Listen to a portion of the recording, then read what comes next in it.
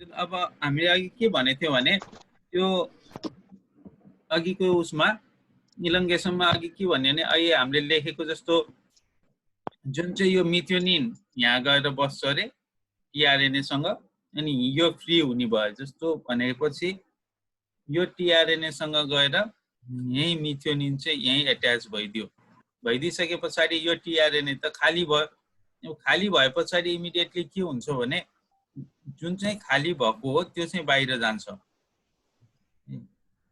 Suppose खाली भएको बाहिर गयो, बाहिर गइसके पछाडि अब कस्तो देखिन्छ भने यो टिआरएनए दिस कम्स हियर, यो चाहिँ यहाँ आएर बस्थ्यो। टिआरएनए बाहिर गयो, जुन चाहिँ मिथ्योनिनसँग एट्याच वाला थियो यो आएर यहाँ टाइरोसिन अनि मिथ्योनिन पनि एट्याच वाला यहाँ जम्प भइदियो। अब कुन चाहिँ साइड फ्री भयो भने अब ए साइड बिकम्स फ्री अगेन। ए साइड बिकम्स फ्री, ए साइड त फेरि फ्री भयो अनि त्यो फ्री ठाउँमा चाहिँ फेरि new amino aside tRNA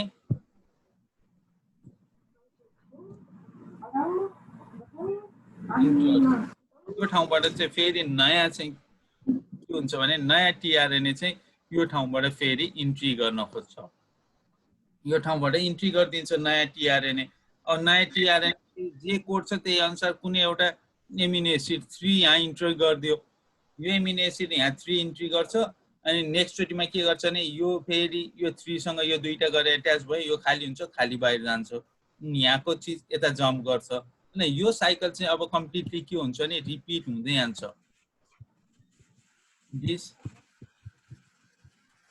repeat until कहिलेसम्म यो चाहिँ भइरहेको छ भने टर्मिनेसन नहुँदासम्म। अन्टिल टर्मिनेसन नहुँदासम्म यो चाहिँ भइराख्नु भयो। भइदियो के भने भएको एमिनो एसिड एकछिनको लागि ए साइडमा जाने भयो, टिआरएनए पी साइडको खाली हुनसाथ त्यसलाई बाहिर पठाइदिइहाल्छ अनि जुनमा चाहिँ एमिनो एसिडसँग लागेको चिज चाहिँ फेरि पेप्टिडाइल साइडमा आएर बसिराख्छ अनि नयाँ इन्ट्री ए साइडबाटै हुँदै जान्छ। यो कन्टिन्यू हुँदै जान्छ भनेर हामीले इलङ्गेसनमा लेख्नु पर्यो। केही कन्फ्युजन छ कसैलाई? तपाईँहरू कसैलाई कन्फ्युजन केही सोध्नुपर्ने कुरा?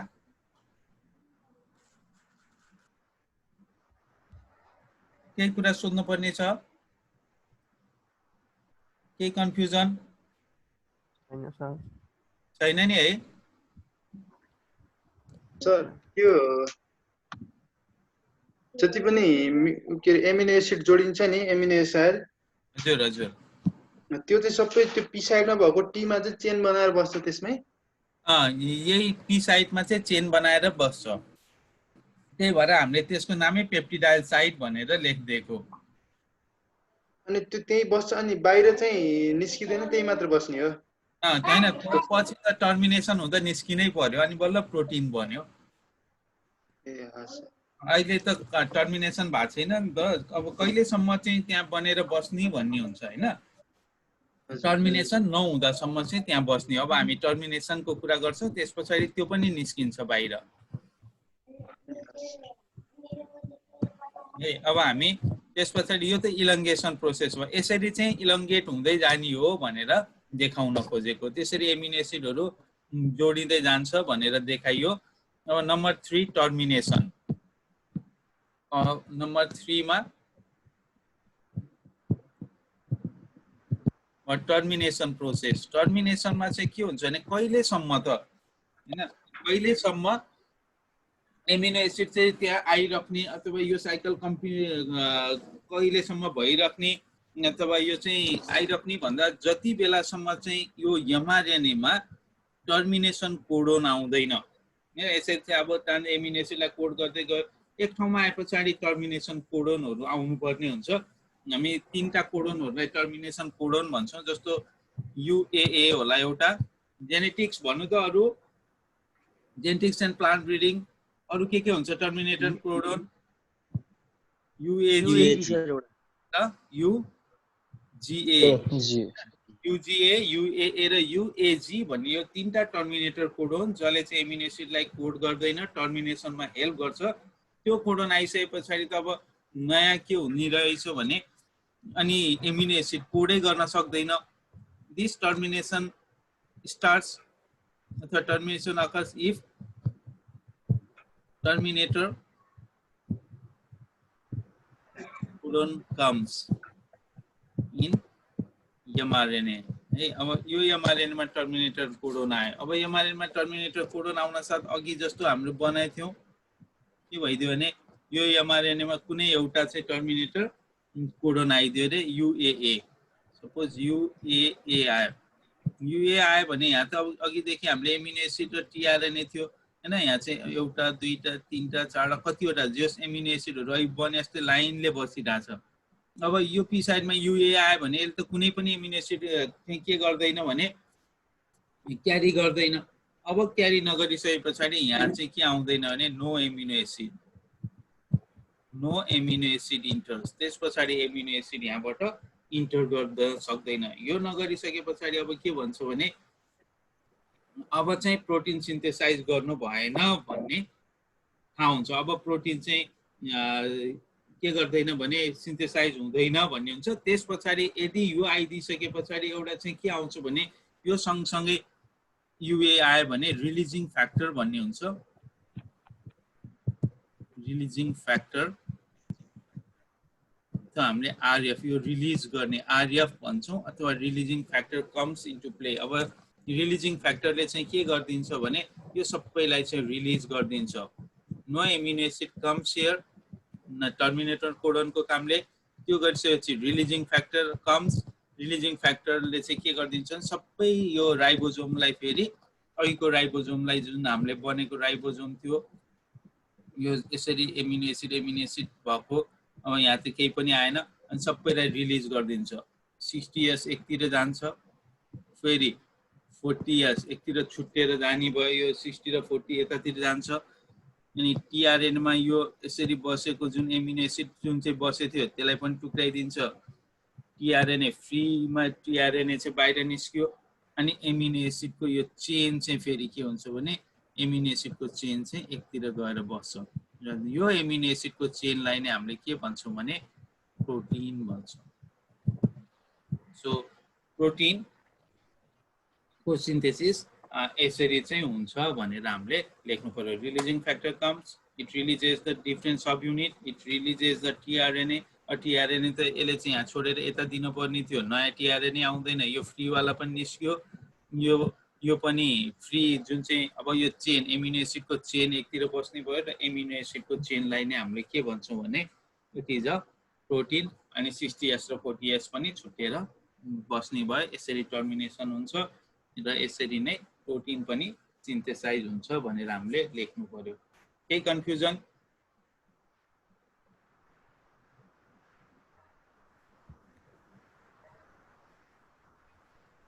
छैन सर अब अर्को टपिक सुरु गरौँ है केही कन्फ्युजन छैन नि हैन ओके यसरी प्रोटिन सिन्थेसिस भनेर आउँछ सर हजुर अनि यो टिआरएनए र एमआरएनए छ नि त्यो भित्रको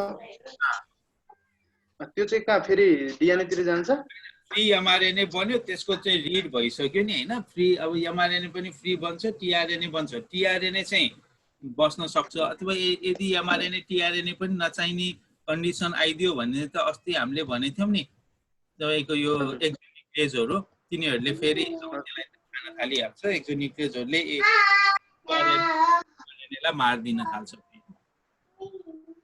काम नलाग्ने भएपछि त एमआरएनएलाई अनि एक्सोन्युक्लियसले अस्ति भने जस्तै दे स्टार्ट टु हाइड्रोलाइज अनि हाम्रो सर सुरुमा चाहिँ यो 40 यो के रे सुरुमा 40s मा चाहिँ यो टी मिलेको थियो नि मिथियोनाइन त्यो पनि डीएनए बाटै सुरु हुने हो सर डीएनए मिथियोनाइन जोडिएको थियो नि टी मा त्यो डीएनए बाटै जोडिने हो त्यो नि डीएनए बाट त डीएनए को त अहिले कुरै आएन जस्तो डीएनए बाट कसरी मैले क्वेशन नबुझेको हो कि जस्तै हाम्रो यो टिआरएनए त त्यतै हुन्छ नि हैन सर? एमिनो एसिड भयो मिथ्योनिन त्यो चाहिँ टिआरएनए सँग जोडिदिने हो। हजुर त्यो चाहिँ हो टिआरएनए सँग मिथ्योनिन जोडिन्छ। हजुर जस्तो अब यो डिएनए बाट आउने भन्नाले यो सुरुको यो आरएनए हरू छ नि यो कहाँ बाहिरको फ्री आरएनए हुन्छ कि कतै डिएनए भएको आरएनए हुन्छ सर? हैन यो आरएनए त सुरुको आउने जुन एमआरएनए त डिएनए बाटै आएको एमआरएनए हो, ट्रान्सक्रिप्सन भएर आएको। हजुर त्यहाँबाट कोड लिएर आएको एमआरएनए चाहिँ इन्ट्री गर्ने हो। हजुर 5 डेज क्यापिङ लाग्छ, पोली ए टेलिङ हुन्छ अनि बल्ल राइबोसोम भित्र आउँछ त्यो। हजुर अस्ति हामीले भन्यो नि जुन चाहिँ 5 डेज हजुर। क्यापिङ ए टेलिङ त्यो लगाइसकेपछि बल्ल राइबोसोमले चिन्छ अनि राइबोसोम भित्र बल्ल छिर्छ त्यो। त्यसकै कोड चाहिँ रिड गरेर अनि एमिनो एसिडहरू टिआरएनए ले ल्याउँदै गर्छ। बुझ्नुभयो? हस् सर बुझेँ सर। अब आज हामीले यो के रे प्रोटिन सिन्थेसिस पढ्यो। अब त्यस पछाडि एकचोटि सिलेबस हेरौँ त सर। हजुर सर यो जस्तो यो एमिनो एसिडबाट यो प्रोटिन बन्ने भन्ने चाहिँ कसरी फिक्स हुन्छ सर? त्यो चाहिँ अस्ति यो एमिनो एसिडबाट जस्तो यदि एउटा एमिनो एसिडको चाहिँ पोलिपेप्टाइड चेन बन्यो भने त्योबाट चाहिँ प्रोटिन कुन प्रोटिन बन्छ भन्ने कुरा चाहिँ कसरी फिक्स हुन्छ भन्नु? जस्तो अहिलेसम्म हामीले डिएनए सँग चाहिँ त्यसको चाहिँ सबै क्यारेक्टरहरू राख्ने दिएको हुन्छ, त्यो एमआरएनए मा आएको हुन्छ हैन? त्यही अनुसारको एमआरएनए सिन्थेसाइज हुन्छ। यो प्रोटिन चाहियो भनेपछि त्यही प्रोटिनको चाहिँ कोड गर्ने एमआरएनए सिन्थेसाइज हुन्छ अनि त्यही कोड हेरेर एमिनो एसिड कतिवटा आउने, कहाँनिर टर्मिनेसन हुने भन्ने चिज सबै एमआरएनए ले गभर्न गर्छ। त्यो चाहिँ हो कि सर? जस्तो मैले भन्नु खोजेको जस्तो अहिलेसम्म हामीले जहिले पनि पढ्ने भनेको प्रोटिन सिन्थेसिस भन्नाले चाहिँ अहिलेसम्मको जस्तो यो ट्रान्सलेसनमा चाहिँ पोलिपेप्टाइड चेन बन्ने भन्नेसम्म चाहिँ पढ्छौँ सर हैन? जस्तो कुन पोलिपेप्टाइड चेन बनेर चाहिँ कुन एमिनो के अरे कुन पोलिपेप्टाइड चेन बनेर चाहिँ कुन प्रोटिन बन्ने भन्ने कुरा चाहिँ पढ्दैनौँ सर हामीले।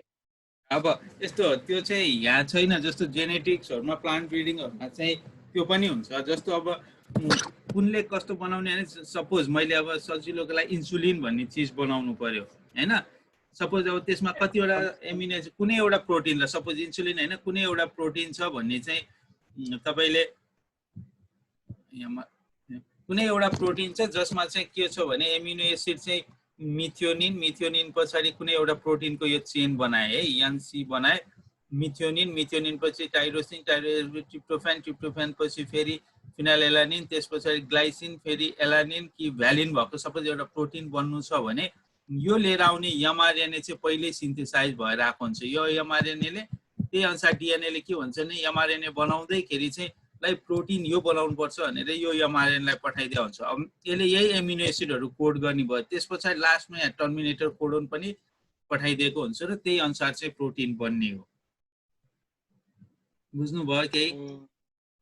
त्यो त सर नै मैले भन्नु खोजेको त्यो यो त एकदमै यो चाहिँ हो हैन? एमआरएनए नै फिक्स गर्ने भयो, डिएनए ले नै फिक्स गर्ने भयो। तर चाहिँ सर जस्तो अहिलेसम्म पढेकोमा चाहिँ जहिले पनि यही पढ्छौँ ठ्याक्कै अनि कुन एमिनो एसिडमा चाहिँ कुन कुन के अरे कुन प्रोटिनमा चाहिँ कुन एमिनो एसिड हुन्छ र कसरी बन्छ भन्ने चाहिँ पढेनौँ क्या सर। अनि त्यही भएर चाहिँ के हो सर यो? हैन त्यो त यस्तो हो 51 वटा जस्तो यस्तो हो। त्यो त कस्तो भने अब कुन प्रोटिनमा कुन कुन एमिनो एसिडहरू हुन्छ, सिक्वेन्स के एमिनो एसिडको सिक्वेन्स हुन्छ भन्ने त्यो त छुट्टै थाहा हुनै पर्यो हैन?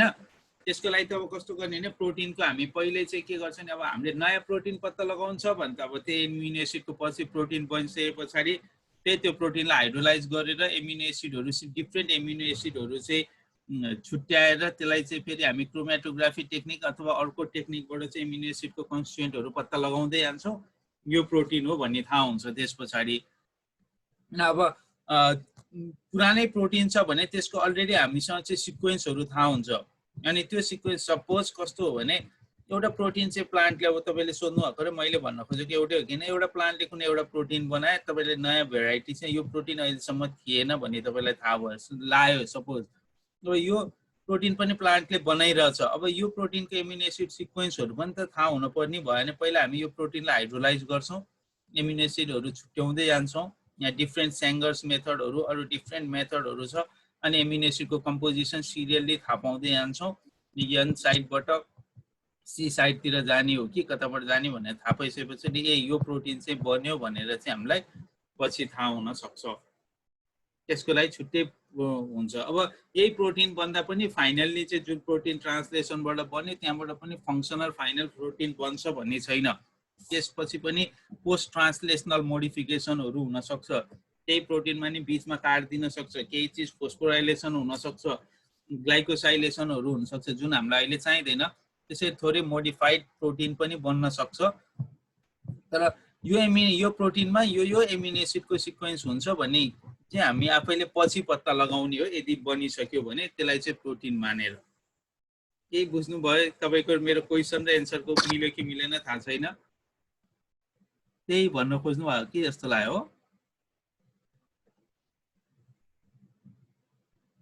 जो केही सुन्नु भएको छ हामीले सुनिरहेको छौँ सर उनले डेटाबाट चलाउने राम्रो नेट छैन भनेर भनिरहेको थियो मसँग नभए पछि फेरि उहाँसँग भेट भए बेला फेरि कुरा गरौँ होला है सो अब हामीसँग एकचोटि तपाईँहरूसँग करिकुलम छ भने के चाहिँ बाँकी भइरहेछ त्यो एकचोटि मसँग छ सर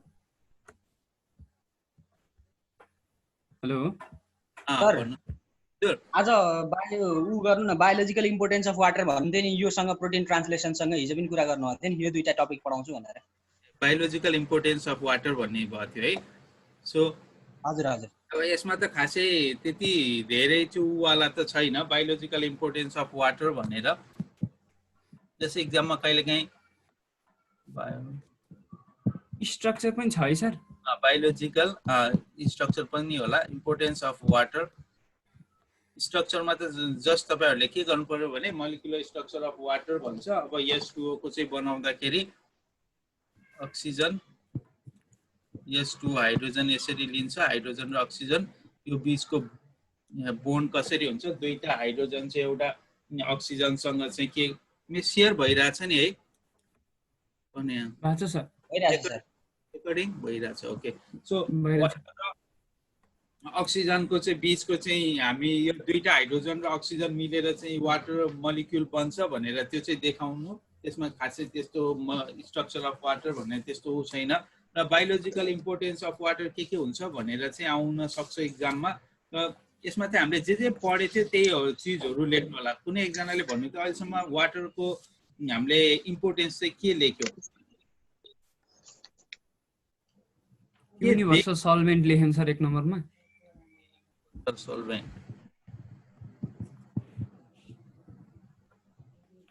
solvent good अर्को temperature regulation through evaporation temperature regulation okay त्यसलाई अलि पछि लेखौँला अर्को थर्ड पोइन्टमा त्यो भन्दा अरु इम्पोर्टेन्ट पोइन्टहरु हामीले के लेख्नु होला बायोकेमिस्ट्री पोइन्ट अफ भ्यू बाट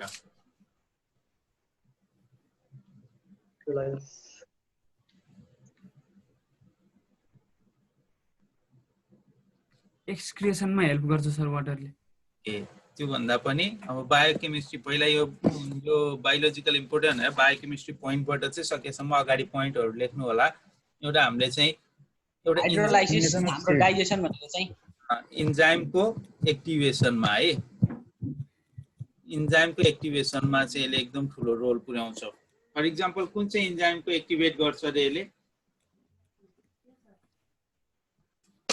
कुन चाहिँ इन्जाइमको एक्टिभेट गर्छ हामीले पढिसक्यौं जसले भन्नु भए नि हुन्छ हेलो मेरो आवाज सुनिरहेछ सर कुन चाहिँ इन्जाइमको एक्टिभेट गराउँछ यसले कसैले च्याटमा लेख्नु नाइट्रेट सिन्थेज हो सर ल्याक्टोज लेख्नु भएको छ ल्याक्टोज भन्दा नि हामीले जस्तो इन्जाइमको क्लासिफिकेसन गर्दा क्लासिफिकेसन नम्बर 3 के लेखेको थियौं OTH LIL भनेर अक्लिल क्लासिफिकेसन गरेको थियौं इन्जाइमको hydrolase sir hydrolase class of इन्जाइमलाई चाहिँ यसले एक्टिभेट गराउँछ यदि हाइड्रोलेज क्लास अफ इन्जाइमलाई एक्टिभेट यसले नगराउने हो भने त्यो इन्जाइमहरु चाहिँ के हुँदैन भने डाइजेस्टिभ इन्जाइम अथवा त्यो इन्जाइमहरु चाहिँ एक्टिभेट भएन भने कहीँबाट पनि एनर्जी पाउँदैन चाहे त्यो एनिमल होस् चाहे यो प्लान्ट होस् हैन त्यो भइसके पछाडी हरेक चिजलाई चाहिँ एक इन्जाइमको एक्टिभेसन हाइड्रोलेज क्लास लाइपेजलाई चाहिँ एक्टिभेट गर्नु पर्यो।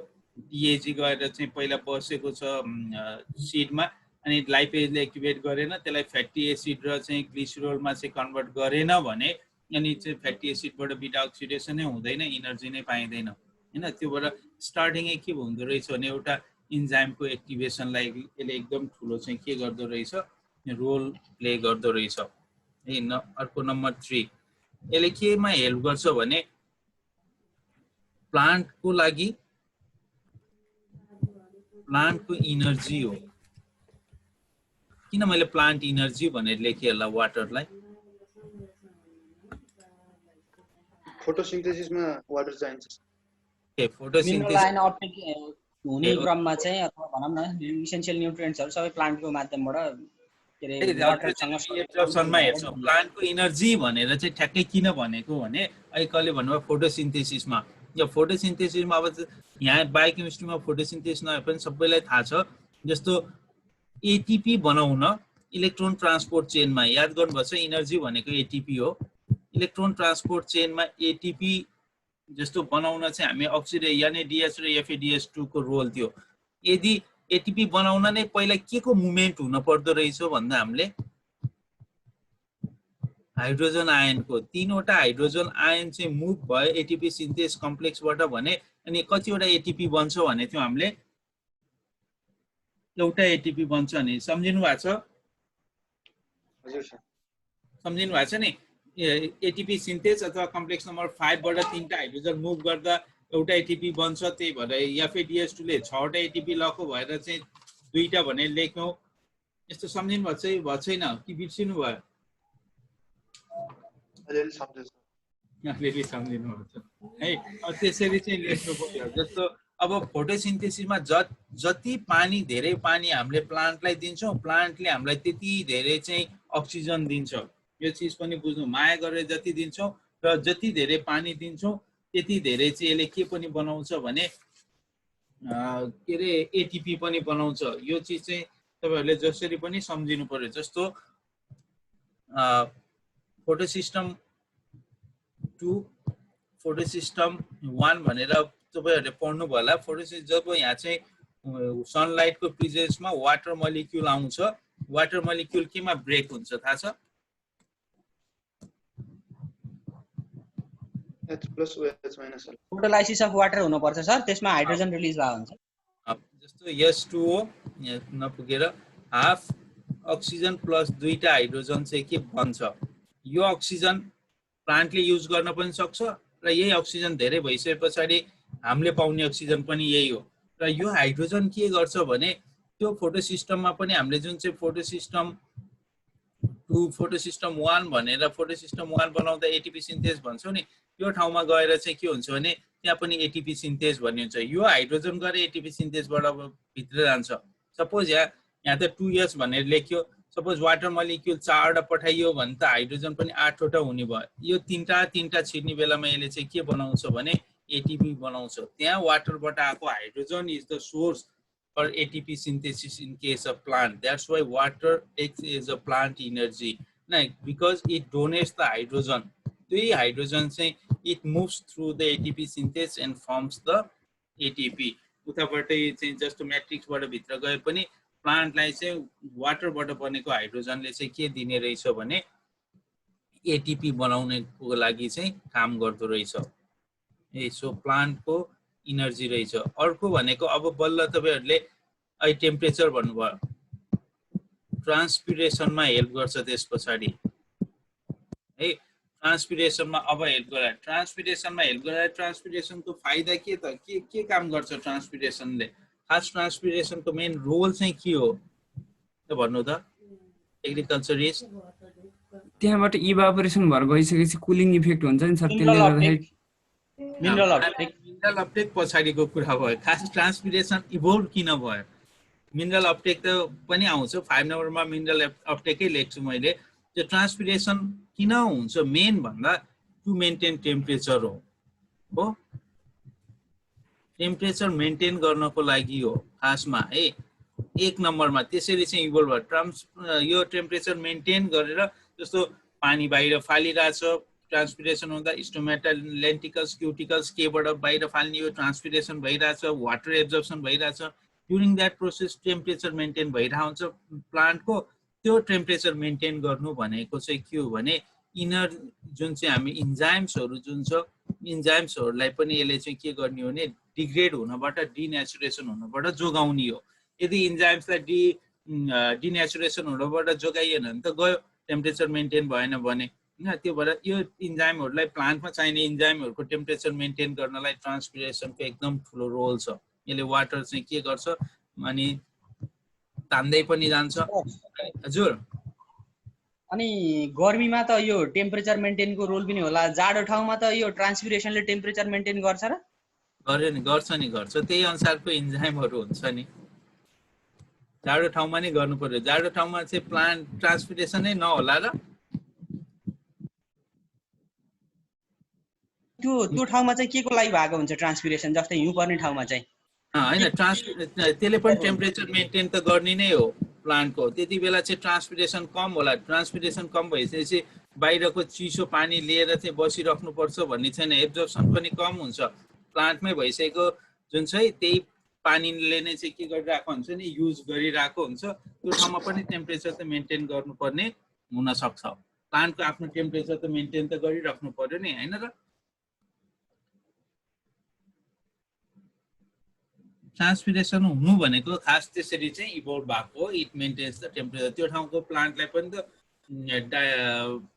के अरे इन्जाइमहरूले त काम गर्नुपर्ने भइरहेको हुनसक्छ डाइरेक्टली डेथ त हुँदैन त्यहीँभित्र चाहिँ बसिरहेको हुनसक्छ होइन अब कुनै त प्लान्ट पनि डेथ हुनसक्छ नहुने प्लान्टहरूलाई चाहिँ त्यसरी टेम्परेचर मेन्टेन त गर्नै पर्छ चिसो ठाउँमा पनि टेम्परेचर मेन्टेनेन्स चाहिँ हो ट्रान्सपिरेसनै भएन भने त पछि मास फ्लो पनि त हुँदैन नि सर त्यो त केही पनि हुँदैन ट्रान्सपिरेसन भएन भने त मास फ्लो भएन एब्जर्प्सन अफ वाटर पनि भएन केही पनि हुँदैन तर त्यो केही समयको लागि हो तर भित्र भएको वाटर त के हुने भयो भने त्यसलाई चाहिँ प्लान्टभित्र त वाटर हुन्छ नयाँ पो लिन सकिन र पनि त्यहाँभित्र चाहिँ मेन्टेन गरेर राखेको हुनसक्छ त्यसले इन्जाइमहरू एक्टिभेट पनि गराउन सक्ने भयो होइन त्यो चाहिँ हुनसक्छ भित्र पनि त्यही वाटरले अब त्यस पछाडि बुझ्नुभयो कि भएन बुझेछौँ सर अलिकति अब त्यो वाटर पहिले जुन चाहिँ हुन्छ ट्रान्सपिरेसन नहुँदैखेरिको वाटर त भित्र प्लान्टमै बसिरहेको हुन्छ नि त्यसैले मेन्टेन गर्छ भन्न खोजेको अब त्यो कति नम्बर 3, 4 कति पोइन्टमा गयो त्यस पछाडि अब एब्जर्प्सन भनेर लेख्न सक्नुहुन्छ बल्ल एब्जर्प्सन अफ डिफ्रेन्ट मिनरल्स हैन मिनरल्सको डिफ्रेन्ट एब्जर्प्सनहरूको बारेमा लेखेर कुनै 5 वटा चाहिँ बायोलोजिकल इम्पोर्टेन्स अफ वाटर अब यो बाहेक त धेरै चिजमा चाहिँ तपाईहरुले अरु चिजहरु पनि लेख्न सक्नुहुन्छ हैन यहीँबाट चाहिँ वाटर मुभमेन्ट नभएसम्म चाहिँ तपाईको सुक्रोजको मुभमेन्ट हुँदैन अथवा ट्रान्सलोकेसन अफ फोटोसिन्थेज हुँदैन एउटा जाइलमबाट जानुपर्छ फोलेमबाट यो आउँछ हैन वाटर चाहिँ मुभ हुने फोलेमबाट चाहिँ फोटोसिन्थेज हुँदा जाइलमबाट जाने हो त्यसपछि प्रत्येक सेलहरुको स्ट्रक्चरहरु बनाउनु पर्यो भने त्यसमा हुन्छ जस्तो अस्मोसिस यसमा हेल्प गरिरहेको हुन्छ अस्मोटिक मुभमेन्टहरुमा सबै चीजहरु चाहिँ काम गरिरहेको हुन्छ अस्मोसिस प्रोसेसहरु मेन्टेन गर्ने वाटरले नै मेन्टेन गरिरहेको हुन्छ भनेर यो चीजहरु लेख्न सक्नुहुन्छ बुझ्नु भयो नि लो बुझेछौं सर यो सुनेछौं सर यो सिम्पल चीजहरु चाहिँ बायोलोजिकल इम्पोर्टेन्स अफ वाटर भनेर आउन सक्छ र लेख्दाखेरि त्यसरी नै इम्पोर्टेन्स तरिकाले चाहिँ लेख्दै जानु होला जस्तो इन्जाइम एक्टिभेसन फोटोसिन्थेसिसको एटीपी गराउने यो गराउने भनेर चाहिँ लेख्नु अथवा तपाईहरुले पढेको जुन ट्रान्सपिरेसन एब्जर्प्सन अरु जे चीजहरु छ तिनीहरुलाई पनि राखेर you can write the biological importance of water है अब केही छ क्वेशन सोध्नु पर्ने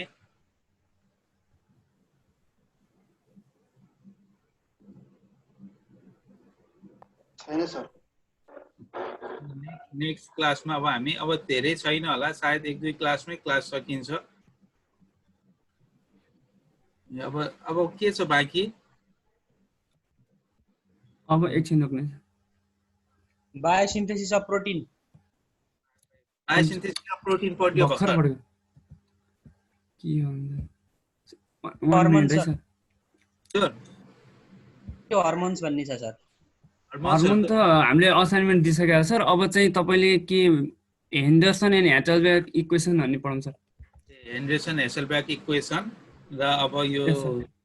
त्यो छैन, अनि हेसलबर्ग इक्वेसन बाहेक के छ अर्को कुनै?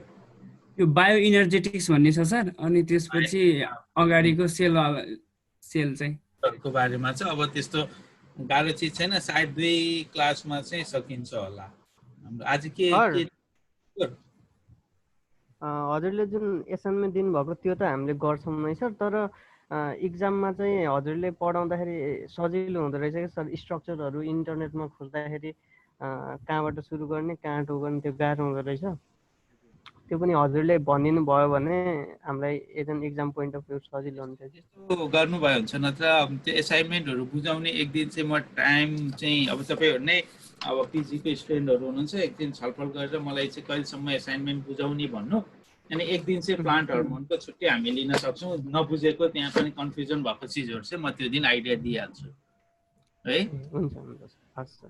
यो किनभने यो मैले तपाईँलाई त्यही एसाइनमेन्ट दिनुको कारण के भने प्लान्ट त्यति गरिसकेपछि आफै खोजे पछाडि हर्मोनको बारेमा त धेरै चिज जो बुझ्ने हेर्ने गरिन्छ, आफै भयो भने ससरी सकिन्छ। र यो त तपाईँहरूलाई सधैँभरि चाहियो, प्लान्ट हर्मोनको बारेमा त सधैँभरि थाहा हुनु पर्यो भनेर पनि हो। सो त्यहाँ कन्फ्युजन भएको चिजहरू अगेन वी क्यान डिस्कस। अब सायद यो आज वेडनेसडे थर्सडे फ्राइडेसम्ममा चाहिँ हामीले चाहिँ सबै सक्छौँ है। यो विकमा सबै कोर्स सकिन्छ।